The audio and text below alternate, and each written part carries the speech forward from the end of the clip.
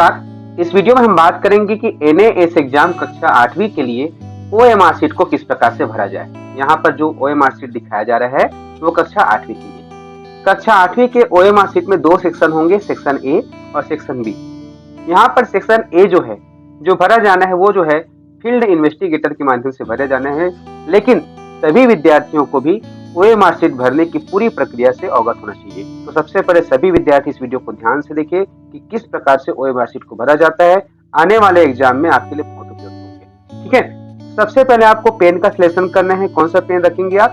नीले स्याही वाले या काले स्याही वाले बाल पेन का यूज करेंगे। तो चलिए हम नीले रंग की स्याही वाला पेन यूज करते हैं। आप जनरली जो पेन यूज करते हैं वो बाल पेन ही होता है। इसके अलावा यदि जेल पेन या अलग से स्याही डालने वाले पेन यूज करते हैं तो उसका उपयोग OMR शीट पर नहीं करना है। यहाँ पर स्पष्ट तौर पे लिखा है do not use ink oblique gel pen, अर्थात जेल पेन का या इंक डालने वाले पेन का यूज नहीं करना है, बाल पेन का यूज करना है। तो हम यहाँ पर नीले रंग का पेन यूज कर रहे हैं। यहाँ पर देखिए स्कूल नेम लिखा है, तो सबसे पहले यहाँ पर विद्यार्थी को अपने स्कूल का नाम लिखना है। ठीक है, गवर्नमेंट मिडिल स्कूल, ठीक है, इस प्रकार से लिखना है और यहाँ पर जो स्कूल का नाम है उसको लिख देंगे। उसके बाद यहाँ पर स्टूडेंट का नाम, जैसे मान लीजिए किसी स्टूडेंट का नाम नारायण है, तो इस प्रकार से आप नारायण लिखेंगे। ठीक है, जो भी नाम है। अब ये आपने जानकारी भर ली है। अब देखिए यहाँ पर यूडाइस कोड है, स्कूल यूडाइस कोड। ठीक है, तो यहाँ पर हर स्कूल का एक यूडाइस कोड होता है, उसको फिलअप करना है। जैसे कि हम उदाहरण के तौर पर इस प्रकार से लिखते हैं 22/11, इस प्रकार से हमने लिख दिया। ठीक है, ये हमने किसी स्कूल का यूडाइस कोड लिख दिया। ठीक, अब सबसे पहले आपने ध्यान दिया कि प्रत्येक खंड में एक एक अंक को लिखे हैं। अब यहाँ पर 2 लिखा है। ठीक है, यहाँ पर 2 लिखा है, तो इसके ठीक नीचे वाले कॉलम में आप देखेंगे लाइन बना हुआ है जिसमें 0 से लेकर के 9 तक के अंक है और सभी गोल घेरे में है। तो इसमें से यहाँ पर 2 लिखा है, तो 2 कहाँ पर है इसको ढूंढेंगे और यहाँ से आप इसको क्या करेंगे, डार्क कर देंगे। डार्क करते समय ध्यान रखेंगे कि पेन को इस प्रकार से नहीं चलाएंगे।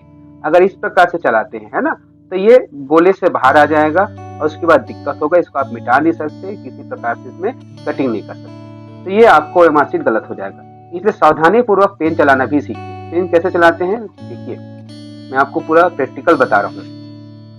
सबसे पहले यहाँ पर जो 2 है, तो बीच में आप पेन की निब को रखिए और धीरे धीरे इस प्रकार से आप क्या करते जाइए, इसको सर्कल करते जाइए।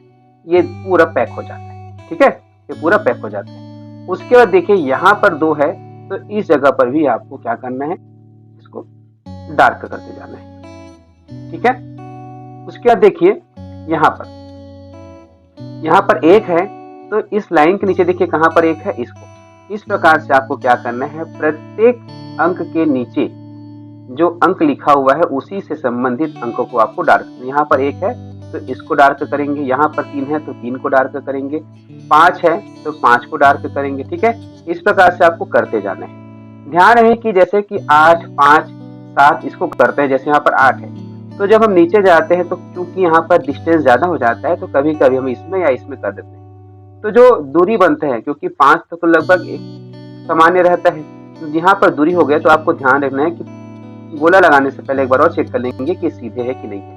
इस प्रकार से जब सीधे तौर पर रहेंगे तभी आपको इस प्रकार से गोला लगाना है। अगर यहाँ करेंगे तो गलत हो जाएगा। ठीक है, तो यहाँ पर प्रत्येक खंड के नीचे, यहाँ पर 3 के नीचे 3 को, 5 के नीचे 5 को आपको डार्क करना है। अब यहाँ पर देखिए डेट ऑफ बर्थ लिखा हुआ है, मैं यहाँ पर इसको छोड़ दिया हूँ ना आपको समझाने के बाद। यहाँ पर डेट ऑफ बर्थ है, सबसे पहले आपका डेट ऑफ बर्थ किस प्रकार से लिखेंगे। यदि किसी विद्यार्थी का डेट ऑफ बर्थ 5 फरवरी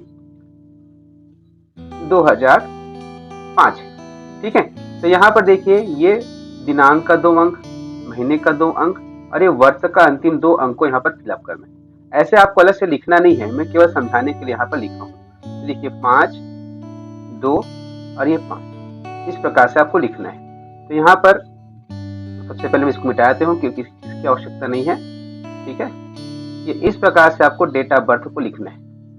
अब डेट ऑफ बर्थ लिखने के बाद आप देख सकते हैं यहाँ पर 0 है, तो इस 0 को आपको डार्क करना पड़ेगा। ठीक है, उसी प्रकार यहाँ पर 5 है, तो नीचे 5 को आपको क्या करना है, डार्क करना है, बिल्कुल धीरे से, आराम से, ताकि जो स्याही है, जो लिखावट है वो बाहर ना आए। ठीक है, इस उसके बाद यहाँ 0 है तो 0 को, 2 है तो 2 को, 5 है तो 5 को। ठीक है, अब आगे बढ़ते हैं।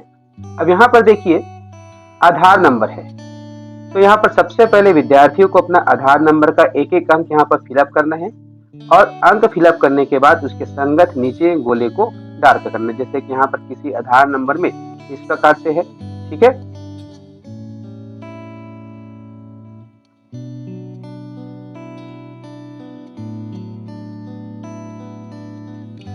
इस प्रकार से है। तो पहले आधार नंबर को आप लिख लेंगे अच्छे से।